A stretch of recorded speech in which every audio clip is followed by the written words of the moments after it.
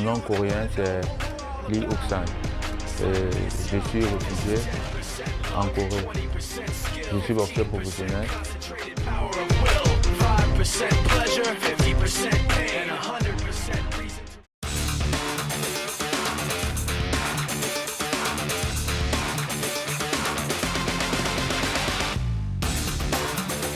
J'ai été champion du Cameroun étant au FAP. De là au FAP, j'ai boxé pendant longtemps. J'ai fait plusieurs compétitions de boxe amateur jusqu'à arriver en Corée. Et c'était vraiment difficile au FAP parce que étant là-bas, je ne recevais pas de salaire, j'avais une vie difficile. Normalement, j'avais décidé de partir de là depuis. Mais ce n'était pas facile, c'était vraiment très difficile. J'avais essayé de tenter de m'enfuir depuis, mais je n'ai pas vraiment pu réussir. Et j'ai eu l'occasion qui s'est présentée dans ce voyage pour la Corée et c'est de là que j'ai profité.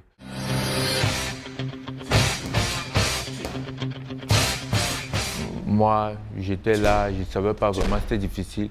Bon, je faisais aussi la boxe parce que réellement, je voulais continuer à faire la boxe. Et j'avais aussi l'espoir que peut-être par le chemin de la boxe aussi, je peux avoir encore une chance. Parce que je l'ai connu parce que étant à Cheonan, où j'étais, nous avons fait des sparring avec ses boxeurs. Il a organisé une soirée à Capion. On a fait des sparring et c'est de là que je l'ai connu.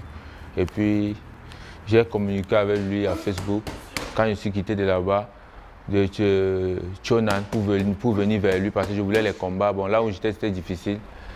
Je ne pense pas que là-bas, je pouvais boxer, avoir facilement les combats. Bon, c'est ça qui m'a un peu fait vouloir venir vers lui. Quand je l'ai contacté, il m'a donc indiqué là où il était et puis j'ai pu arriver là. Lui, c'est le nom de famille de mon coach. C'est lui qui m'a donné ce nom.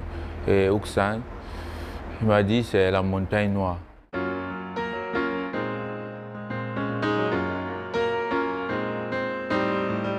J'ai fui étant ici en Corée. J'avais déjà les informations déjà que j'étais recherché. Au niveau du Cameroun, j'ai certaines personnes qui m'informaient, même certains membres de ma famille, de faire très attention parce que si on me ramène au Cameroun, si on m'arrêtait et qu'on me rapatriait, ça devait être vraiment très dangereux pour moi. Et absolument, j'ai essayé de demander un statut de réfugié. Oui, ça a été refusé et une fois, parce que quand je me suis enfui, premièrement, je ne connaissais pas la Corée. C'était... et en plus, je ne connaissais absolument personne, j'avais personne en Corée. Je me suis retrouvé aussi dans un pays où je n'ai personne, je n'ai pas de famille, pas d'amis. C'était vraiment difficile et j'ai pris le risque de m'enfuir.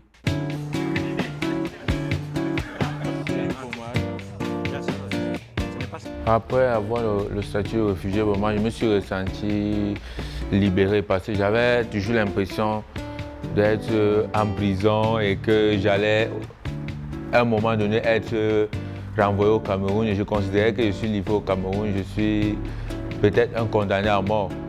Bon, après avoir obtenu le statut de réfugié, je me suis ressenti vraiment revivre. Bon, exactement ce qui a été changé maintenant, c'est que actuellement je suis libre, c'est d'abord ça et je peux voyager, je peux vivre comme n'importe quel citoyen coréen. En Corée, pour le moment, la chose qui me préoccupe le plus maintenant, parce que bon, je n'ai pas un boulot pour le moment et je vis presque aussi avec l'argent de la boxe qui n'est pas suffisant, qui est vraiment très petit. Et j'essaye parfois de trouver des petits boulots, mais c'est très difficile, je ne parviens pas. Je sors parfois très tôt le matin et j'arrive dans les bureaux de travail. C'est difficile, je passe tout mon temps, je ne parviens pas à trouver le travail et puis je rentre comme ça, je dépense toute ma journée comme ça. C'est très stressant. Bon, heureusement que j'ai aussi certaines personnes qui m'aident. J'ai quelqu'un particulièrement qui m'aide. À tout moment, il me montait le moral et il me disait toujours qu'il y aura toujours une solution. Ce qui m'a vraiment donné la force jusqu'à ce que je suis arrivé à ce niveau parce que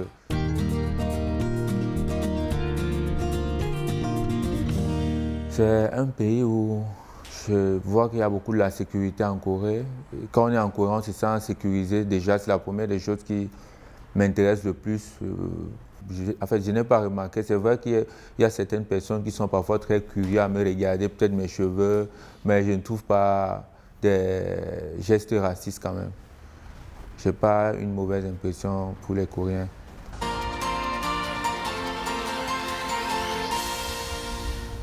Venu ici dans cette université pour m'inscrire, pour améliorer la langue coréenne. En fait, pas pour améliorer, pour apprendre, parce que je ne cause pas encore. C'est de bien finir, pouvoir obtenir ce que je veux, atteindre un niveau mondial, bien gagner de l'argent pour pouvoir organiser bien une vie, avoir une femme et puis avoir une vie normale. Donc. Bon, ce que je pourrais dire, c'est pour ceux qui sont dans la même situation que moi ou bien peut-être dans des situations encore plus pires, c'est que dans la vie, réellement, il ne faut jamais perdre espoir. Il faut toujours combattre pour sa vie.